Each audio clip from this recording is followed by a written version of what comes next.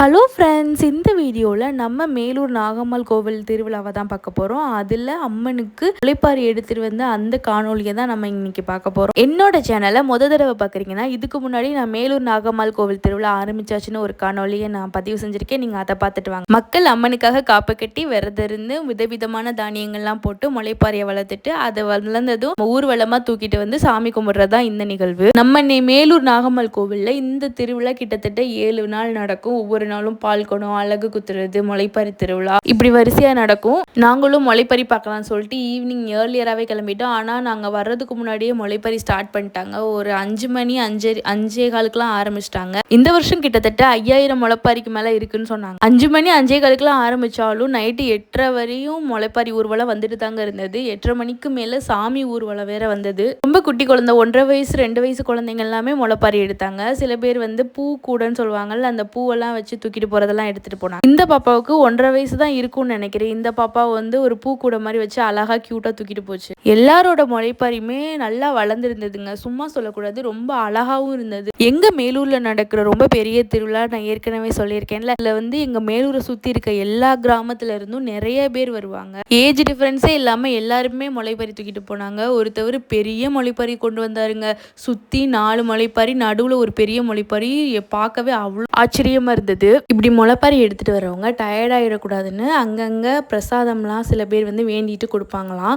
அந்த மாதிரி ஒவ்வொரு கடைக்கும் வெளியில் அவங்கவுங்களால முடிஞ்ச அளவுக்கு பொங்கல், கேசரி, அப்புறம் மோர், ஜூஸு, சர்பத், கடலை மிட்டாய் இந்த மாதிரி நிறைய கொடுத்துட்ருந்தாங்க. இதில் ஒருத்தவங்க அம்மனை ரொம்ப அழகாக அலங்காரம் பண்ணி மரத்தாலேயே கோவில் மாதிரி ரெடி பண்ணி கொண்டு வந்திருந்தாங்க. முளைப்பாரி எடுக்கிறதுக்குன்னு ஒரு கதையெல்லாம் இருக்குன்னு சொன்னாங்க. என்னென்னா, நமக்கு வந்து ஆடி மாதம் போது நமக்கு மழை சீசன் ஸ்டார்ட் ஆகிடும்.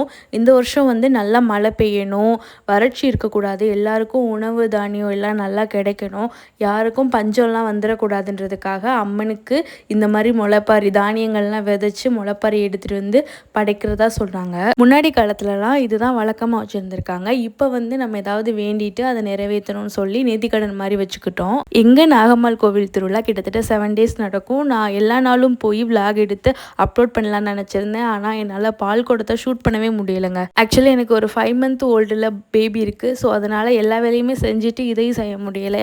அது ஏர்லியராக வேறு பால் குடம் எடுத்துருவாங்களா, அதனால் சுத்தமாக முடியல. டைம் ஆக ஆக நிறைய முளைப்பறியெல்லாம் வர ஆரம்பிச்சிருச்சு. இப்போ நீங்கள் பார்க்குறீங்கல்ல, ஒரு நாகத்துக்கு கீழே அம்மன் இருக்கிற மாதிரி கோவிலில் எப்படி அம்மன் இருப்பாங்களோ அதே மாதிரி ரெடி பண்ணி கொண்டு வந்திருந்தாங்க. ரொம்ப தத்ரூபமாக இருந்தது. இந்த வீடியோ பார்க்குற நீங்கள் எல்லாரும் உங்கள் ஊரில் என்னென்ன மாதத்தில் இந்த மாதிரி முளைப்பாரி எடுப்பாங்க அப்படின்னு சொல்லி கமெண்ட் பண்ணுங்கள். இந்த வருஷம் எல்லா முளைப்பாரியுமே ரொம்ப சூப்பராக இருந்தது. அதனால் இந்த வருஷம் நமக்கு பஞ்சமே வராது, நல்ல விளைச்சல் இருக்கும், அறுவடை நல்லா இருக்கும் அப்படின்னு சொல்லி பக்கத்தில் சொல்லிட்டு இருந்தாங்க. நாங்களும் இங்கேருந்தே சாமிக்கிட்ட வேண்டிக்கிட்டோம். ஏன்னா இன்னைக்கெல்லாம் நம்ம கோவில் பக்கத்தில் கூட போக முடியாது, அந்தளவுக்கு கூட்டம் இருந்தது. இப்போ வர்றபோது வந்து ஒரு அம்மன் அலங்காரத்திலேயே சுற்றி முளைப்பாரி இருக்கிற மாதிரி எடுத்துகிட்டு வந்திருந்தாங்க. இந்த மாதிரியும் வேண்டிப்பாங்க போல.